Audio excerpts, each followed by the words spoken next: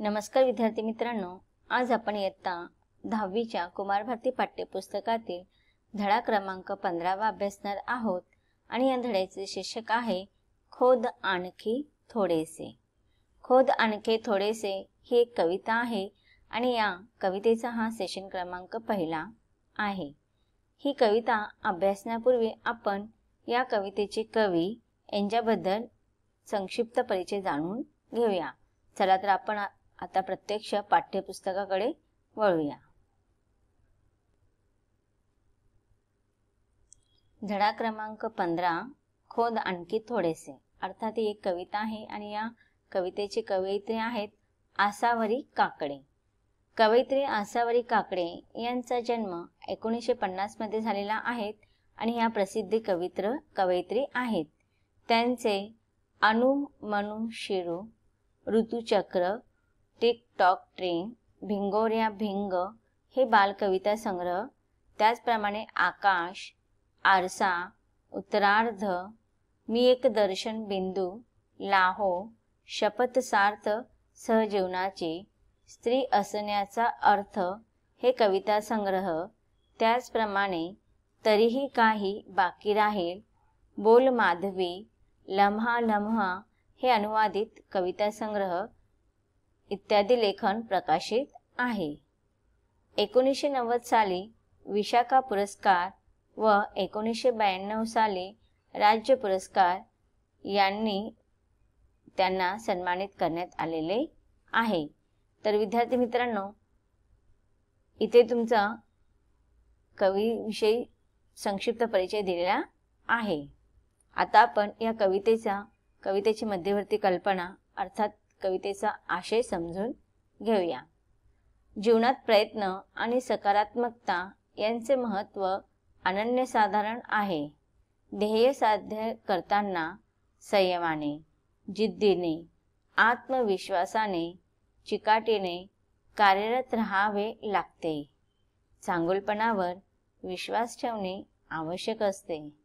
वास्तव्य आनंदाने स्वीकारावे आणि कोणत्याही भ्रमात राहू नये। उमेदीने जगण्यासाठी कष्टाची कास धरावी असा संदेश कवितेतून व्यक्त होतो। आता इथे कवयित्रीने आपल्याला या कवितेच्या माध्यमातून संदेश दिलेला आहे की मनुष्याने नेहमीच आपल्या जीवनामध्ये कष्टाची कास धरावी आणि कष्टाची कास धरत असताना नेहमीच सकारात्मक दृष्टिकोन बाळगावा, जेणेकरून आपलं जीवन आनंदी होऊ शकेल।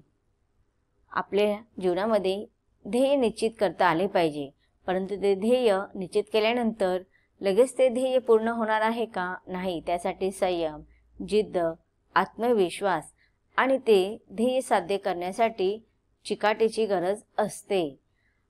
आपण जिथे थांबतो तिथून चिकाटीने आणखी थोडेसेच पुढे गेले तर यश निश्चितच मिळते।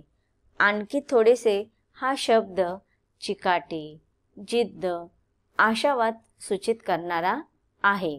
म्हणजे बघा, इथे कवयित्री आपल्याला सांगत आहेत की आपण अनेक प्रयत्न करत असतो आणि प्रयत्न करत असताना आपण मध्येच निराश होऊन जातो आणि आपण मागील केलेले प्रयत्न सफल होत नाही म्हणून निराश होऊन तिथेच थांबतो।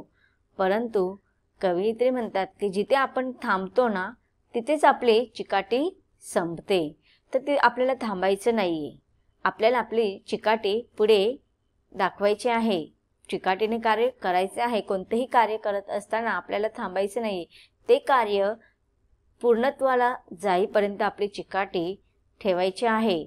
आणि जर चिकाटीने आपण पुढे थोडेसे जातच राहिलो तर आपल्याला यश निश्चित मिळणार। बघा, प्रत्येकाच्या जीवनामध्ये काही ना काही समस्या असतात। काहींच्या जीवनामध्ये फार कमी अधिक प्रमाणात असतात, तर काहींच्या जीवनामध्ये मोठ्या प्रमाणात असतात। मग जेव्हा आपण ह्या संकटातून मार्ग काढत असताना बघा, आपण म्हणत असतो की जेव्हा संकट येतात तेव्हा आपल्या मदतीला कोणीच धावून येत नाही आणि त्यावेळेस आपल्याला फक्त आणि फक्त एकच आधार असतो आणि तो म्हणजे देव।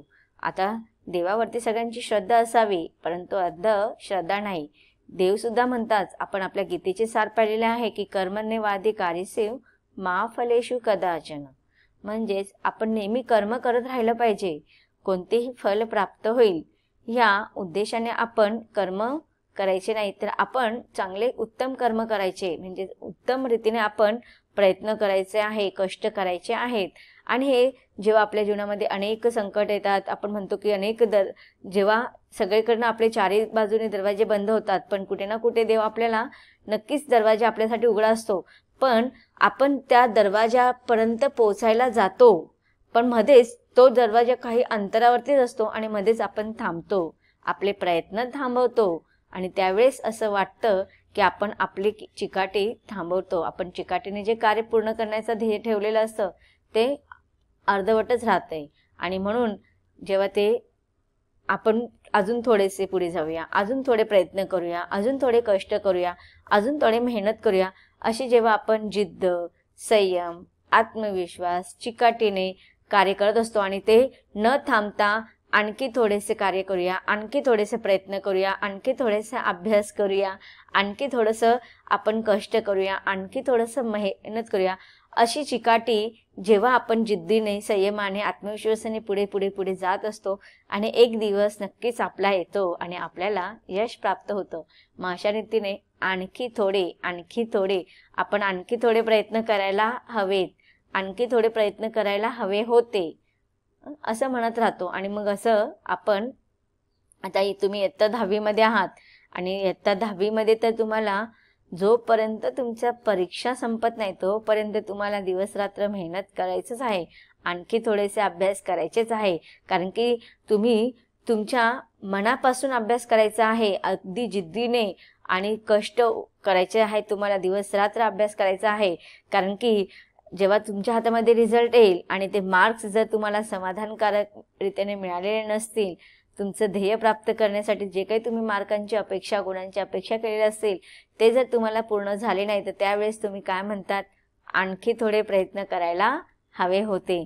म्हणजेच ते आणखी थोडेसे आपण अर्धवट न ठेवता आपण चिकाटीने थोडे पुढे गेलेच पाहिजे. आणि हे आणखी थोडे जर आपण चिकाटीने पुढे नेत राहिलो तर आपल्याला अपेक्षित असलेले मार्क, गुण नक्कीच मिळणार आहेत. चला तर आता आपण ही सुरुवातीला कविता समजून घेऊया. खोद आणखी थोडेसे, खाली असतेच पाणी, धीर सोडू नको, सारी खोटी नसतात नाणी, घट्ट मिटू नये ओठ, गाणे असते ग मणी, आर्त जन्माचे असते रित्या गळणाऱ्या पाणी. आता इथे बघा, कवितेच्या पहिल्या ओळींमध्ये सकारात्मक म्हणजेच पॉझिटिव्ह जीवन कसे जगावे व प्रयत्नवादी कसे असावे हा मोलाचा संदेश देताना कवयित्री म्हणतात की निराश होऊ नकोस, जमीन खणत राहा, खोद आणखी थोडेसे. खोद म्हणजे खोदणे म्हणजेच उकरणे किंवा खोदणे. की बघा, तुम्ही शेतामध्ये विहीर पाहिलेली असेल गावी की नाही, ही जेव्हा विहिरीचं खोदकाम करायचं कार्य असतं ते फार चिकाटीचं कार्य असतं, खूप मेहनतीचं कार्य असतं. आणि जेव्हा एखादी जमीन आपण खोदत असताना खूप मेहनतीने, कष्टाने ती जमीन खोदत असतो आणि खूप खोदल्यानंतर सुद्धा त्या जमिनीला, त्या विहिरीला पाणी लागत नाही, तेव्हा मनुष्य निराश होतो. पण तिथे निराश नव्हता, तो अजून जर खोदत राहिला तर एक दिवस नक्कीच त्याला त्या विहिरीला पाणी लागणार आहे. म्हणजेच इथे सकारात्मक दृष्टिकोन ठेवून शेतकरी वर्ग, श्रमिक वर्ग, कृषिक वर्ग काय करत असतात, जमिनीमध्ये विहीर खोदण्याचं कार्य करत असतात. मग हे खोदकाम करत असताना तुम्हाला असं वाटतं ते 1-2 दिवसामध्ये होतं का? नाही, खूप मेहनत लागते त्याला. आता तुम्ही जर समजा एखादा खड्डा खोदायचा आहे, तुम्ही खोदून दाखवा बरं, किती वेळ लागतो? नाही ना, तुम्ही नाही एका दिवसामध्ये, 2 दिवसामध्ये, महिनाभरामध्ये करू शकत. त्याला संयम लागतं, जिद्द लागते, आत्मविश्वास लागतो आणि त्याचबरोबर चिकाटी सुद्धा लागते. कवी म्हणतात की सकारात्मक जीवन जगत असताना की तू निराश होऊ नकोस, जमीन खणत राहा, आणखी थोडेसे खोद, जमिनीखाली नक्कीच तुला पाणी मिळेल, खोद आणखी थोडेसे, खाली असतेच पाणी, जिद्दीने तू प्रयत्न करत राहा, धीर सोडू नको सारी. हे जिद्दीने खोदकाम कार्य करत असताना जीवनात जगताना तू हिंमत सोडू नकोस. खोटी नसतात नाणी. आता बघा, आपण जेव्हा जीवन जगत असतात आपल्या जीवनामध्ये अनेक कष्ट, अनेक समस्या येत असतात. आपण न थांबता अविरत कष्ट करत असतो आणि जेव्हा एखादा प्रसंग आपल्यावरती येतो आपण दुसऱ्यांच्या अडीअडचणींना धावून जातो. परंतु एखादा प्रसंग आपल्यावरती येतो आपण अनेकांना आपले दुःख प्रसंग सांगतो, पण त्यावेळेस आपल्याला कोणीही सहाय्य करत नाही, मदत करत नाहीस आणि त्यावेळेस आपण काय होतो, निराश होतो. मग आपल्या या समाजावरती लोकांवरचा विश्वास उडतो, नातेवाईकांवरचा विश्वास उडतो, मित्रमंडळींवरचा विश्वास उडतो. पण कवी म्हणतात की आपण कष्ट करत असताना आपल्या मेहनतीला फळ येत नाही. याचा अर्थ असा नाही ना की सगळेच ज्यांच्यावरती आपण विश्वास ठेवतो तर प्रत्येक जण आपल्या विश्वासाला योग्य नसेल असं नाही. कुठेतरी कोणीतरी प्रामाणिक माणसं असतात, प्रामाणिक मित्रमैत्रिणी असतात. भलेही ते आपल्याला आपल्या संकटातून ते मदत करू शकत नाही, पण आपल्याला शाब्दिक सामर्थ्य ते देऊ शकतात, मानसिक सामर्थ्य ते देऊ शकतात. पण हे मानसिक सामर्थ्य देत असताना कष्ट मेहनत तर आपल्यालाच करायचे आहे. मग हे जिद्द असली पाहिजे. शेवटच्या क्षणापर्यंत जोपर्यंत आपले ध्येय प्राप्त होत नाही, जोपर्यंत आपल्याला यश मिळत नाही, तोपर्यंत जिद्दीने आपण कष्ट केलेच पाहिजे. मग हे कष्ट करत असताना तू धीर सोडू नकोस, हिम्मत सोडू नकोस. जिद्दीने तू प्रयत्न करत राहा. जीवन जगत असताना अनेक अडचणी तुझ्या जीवनात येतील, म्हणून तू हार मानू नकोस. सर्व माणसे काही स्वार्थी नसतात, खोटी नसतात नाणी सर्व. प्रामाणिक माणसेही म्हणजेच खरी नाणी. इथे खोटी नाणी आणि खरी नाणी असे दोन अर्थ आपल्याला घ्यायचे आहेत. खोटी नाणी म्हणजेच काय, खोटी माणसं, अप्रामाणिक माणसं ज्यांच्यावरती आपण विश्वास ठेवतो पण त्या आपल्या विश्वासाला ते पूर्णपणे साथ देत नाही, तेव्हा आपण त्यांना म्हणतो खोटी नाणी. नाणी म्हणजे शिक्के पैसे असतात की नाही, पण इथे आपल्या नाण्यांचा अर्थ ते शिक्के पैशांचे नाणी घ्यायचे नाहीत. की बघा, आता आपल्याला जर काही करायचं असेल, काही खरेदी करायचं असेल तर आपल्याला पैशांचीच गरज असते. आपण एखादी गोष्ट खूप मेहनतीने ठरवतो की मला हे घ्यायचं ते घ्यायचं आणि दुकानदाराकडे गेलात, तुम्ही त्या खरेदी केलेत आणि पैसे द्यायला गेलात आणि ती नाणी खोटी असतील तर तुम्ही त्यावेळेस तुम्हाला तिथे विश्वासघात होतो की अरे माझ्याकडे ही खोटी नाणी कशी आली. म्हणजे त्यावेळेस तुम्हाला असं वाटतं की ती नाणी खोटी आहे, ते पैसे खोटे आहेत की नाही. म्हणजे खोटी नाणी आणि खरी नाणी म्हणजे इथे विश्वास किंवा प्रामाणिक असणारी माणसे किंवा अप्रामाणिक असणारी माणसे. खोटी नाणी म्हणजे अप्रामाणिक माणसे आणि खरी नाणी म्हणजेच प्रामाणिक माणसे किंवा ज्यांच्यावरती आपण विश्वास ठेवू शकतो अशी माणसे. सगळीच माणसे काही स्वार्थी नसतात, मतलबी नसतात, काही खरे शिक्के सुद्धा असतात. आता तुम्हाला बघा, परीक्षेमध्ये जे एकमेकांना मदत करणार ते खरे नाणी म्हणजे खरे मित्र तुमचे. पण कधी कधी बघा परीक्षेच्या वेळेस आहे ना, मित्र उत्तर सांगत नाहीत, मदत करत नाहीत, म्हणजे पण त्यावेळेस ती स्वार्थी झाली, मतलबी झाली. नाही, हा आपला दृष्टिकोन नसावा. जीवन जगताना आपल्याला जे काही आपल्या अनुभव येतात ते वेगळे आणि ह्या परीक्षेतील गुणांकांच्या संदर्भातील आपले अनुभव वेगळे. आपण दिवस रात्र मेहनत केली, कष्ट केले, मनापासून अभ्यास केला आणि आपल्याला ध्येय निश्चित केले की मला एवढे अंक पाहिजेत, मला एवढे टक्के पाहिजेत, तर तुम्ही प्रयत्न करत असाल आणि त्या प्रयत्नाला तुम्हाला नक्कीच यश मिळणार आहे. परंतु ज्यावेळेस तुम्ही परीक्षेच्या वेळेस इतरांकडून अपेक्षा करतात ती चुकीची अपेक्षा असते, त्या चुकीच्या सवयी असतात. तो भाग वेगळा झाला. पण इथे कवी काय सांगत आहेत की धीर सोडू नको, सारी खोटी नाणी नसतात.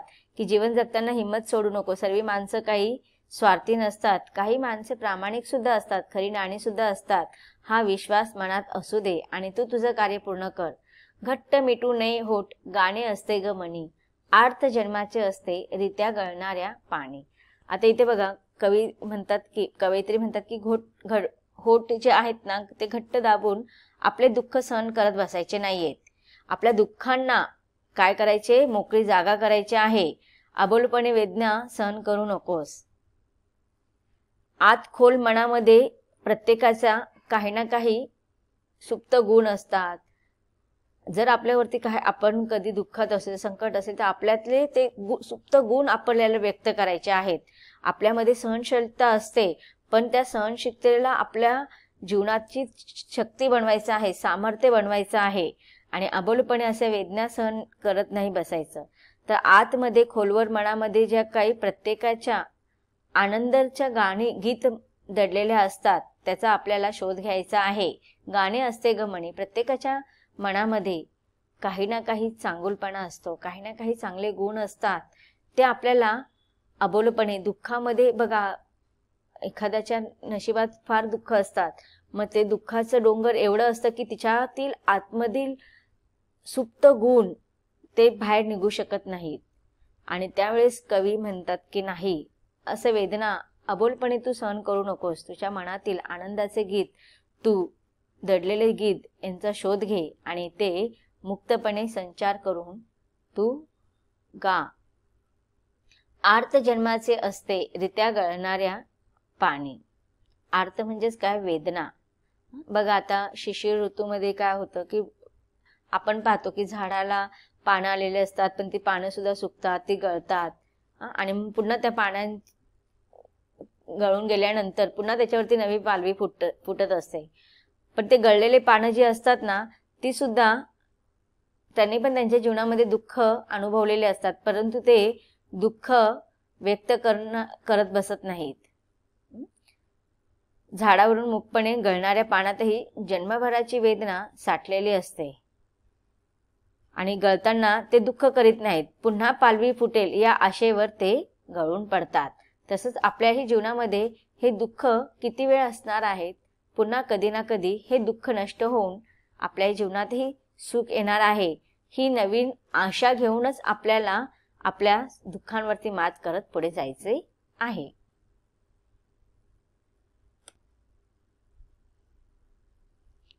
तर विद्यार्थी मित्रांनो, आतापर्यंत आपण या कवितेच्या भागामध्ये काय अभ्यासलं की संयम, जिद्द, आत्मविश्वास व चिकाटी या योगे ध्येय साध्य करण्यासाठी कार्यरत राहायला हवे असे चिंतनगर्भ या कवितेमध्ये मांडलेले आहे. तसेच अविरत प्रयत्नांनी सकारात्मक जीवन जगावे ही शिकवण या कवितेतून आपल्याला दिलेली आहे. अजूनही उर्वरित कवितेच्या ओळींचा अभ्यास आपल्याला करायचा आहे, परंतु त्याचा अभ्यास आपण कवितेच्या पुढील भागामध्ये अभ्यासणार आहोत. धन्यवाद.